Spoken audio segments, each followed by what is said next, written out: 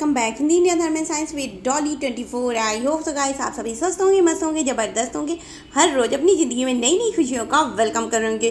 दोस्तों आज है नवरात्रि का तीसरा दिन और नवरात्रि का तीसरा दिन माता चंद्रघंटा को समर्पित है। और माता चंद्रघंटा हमारे आत्मविश्वास, हमारे अंदर की शक्ति, हमारे बल, हमारे पौरुष की प्रतीक होती है। अगर इनके हम निवास स्थान की बात करें तो ये हमारे मणिपुर चक्र में जो है निवास करती हैं।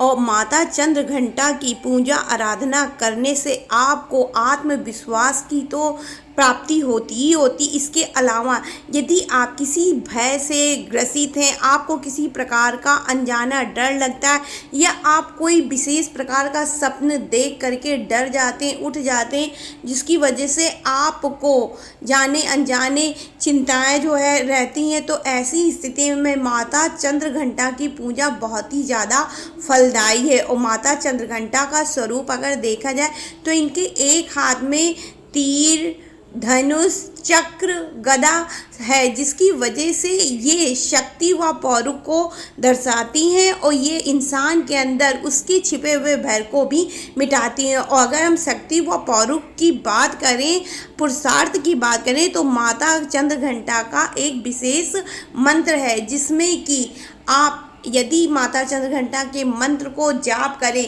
जरूरी नहीं आप नवरात्रि में ही जाप करें या माता चंद्रघंटा का जिस दिन हो, तीसरा दिन नवरात्रि का होता है तो आप उस दिन जाप करें। आप जो है कभी भी माता चंद्रघंटा के मंत्र को जाप कर सकते हैं। ये मंत्र है ऐं श्रीं शक्त्याय नमः। और इसके अलावा इनके वस्त्र की अगर हम बात करें तो माता चंद्रघंटा लाइट कलर ज़्यादा पसंद करती हैं। आप सफ़ेद रंग, लाइट पीला कलर, लाइट रंग के कपड़ों का इस्तेमाल कर सकते हैं इनकी पूजा पाठ के लिए। और माता चंद्रघंटा की पूजा पाठ के अलावा अगर हम देखें तो नवरात्रि में हम एक विशेष प्रकार के बीज की पूजा उपासना करते हैं, जिसको कि हम जौ बोलते हैं। और जौ अगर देखा जाए तो हमारे आत्मशक्ति व विश्वास का प्रतीक तो है ही है। इसके अलावा भारतीय समाज में जौ को खाने की परंपरा भी है। जौ को खाने से आपके अंदर फाइबर की कमी पूर्ण होती है, आपको ताकत मिलती है।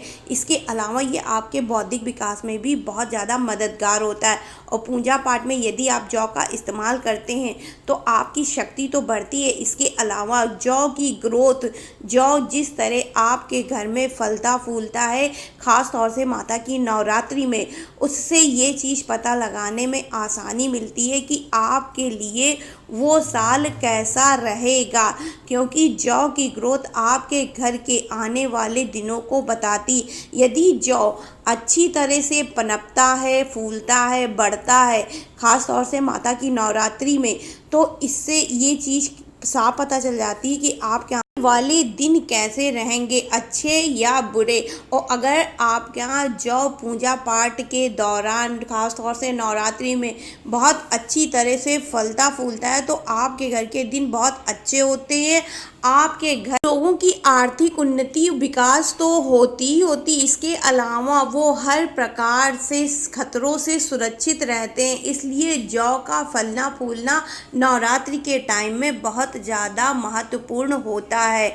और जौ के अलावा यदि आपको इन नवरात्रि कुछ विशेष प्रकार के सिम्टम्स दिखाई पड़ते हैं, जैसे कि आपने जौ को लगाया, फूल चढ़ाया और वो फूल आपके पास गिर गया, या आपने माता पर सिंदूर चढ़ाया और वो सिंदूर किसी भी तरह से आपके हाथ में या आपके मत्थे पे लग गया, आपने लगाया नहीं, किसी भी तरह से हो सकता है आप माता के पैर छुएं झुकने के लिए उनके दर पर, और आपके सिंदूर माथे पे लग जाए कुछ विशेष, या फिर आप पूजा करके उठें, बाहर निकलें और आपको नवरात्रि में ही सुहागनों की टोली दिख जाए, पूरी सजी धजी 16 श्रृंगार करे हुए, तो इसका मतलब ये है कि आपके ऊपर से जो भी विघ्न बाधा, जो भी समस्याएं थी आपके जीवन में, वो पूर्ण रूप से अब खत्म होने वाली हैं। माता आपको अदृश्य रूप में आशीर्वाद दे रही, क्योंकि ये कुछ ऐसे सिम्टम्स हैं जो कि बहुत कम लोगों के साथ में घटित होते हैं। हैं, बहुत ही कम लोगों के साथ में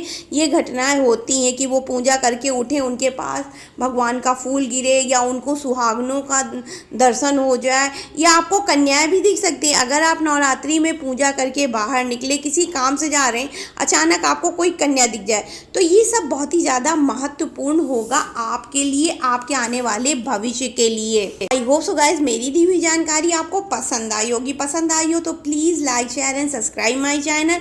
राधे राधे, हर हर महादेव, जय श्री कृष्णा, जय माता दी।